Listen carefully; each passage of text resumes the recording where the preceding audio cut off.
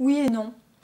D'un côté, c'est vrai que l'Opéra de Paris était un lieu de rencontre entre des jeunes femmes qui étaient pauvres, avides d'argent et de reconnaissance et de succès, et de l'autre, des hommes qui étaient riches, influents, membres du très sélect Jockey Club ou journalistes.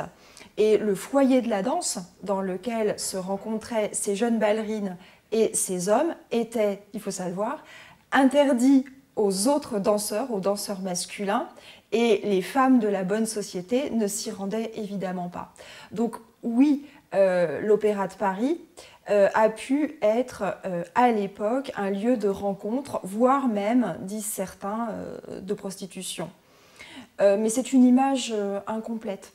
D'abord parce que les auteurs romantiques, Victor Hugo ou Théophile Gautier, reconnaissent dans les danseuses d'authentiques artistes, c'est-à-dire des femmes qui maîtrisent une technique, qui connaissent un art, qu'ils pratiquent et qui affirment leur singularité, leur personnalité par l'interprétation, en inventant leur style. Et ils font l'éloge des grandes danseuses de leur époque.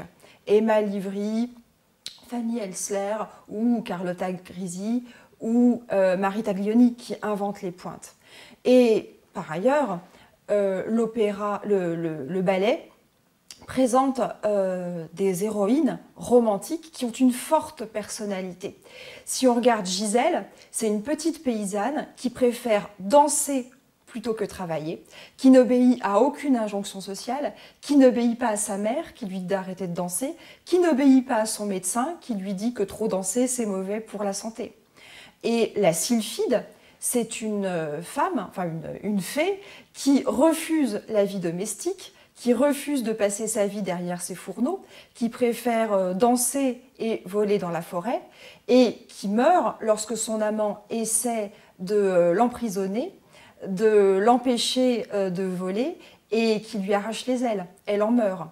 Donc ces ailes, c'est évidemment une image, un symbole de la volonté d'émancipation, d'envol, d'élévation et d'une vie libre.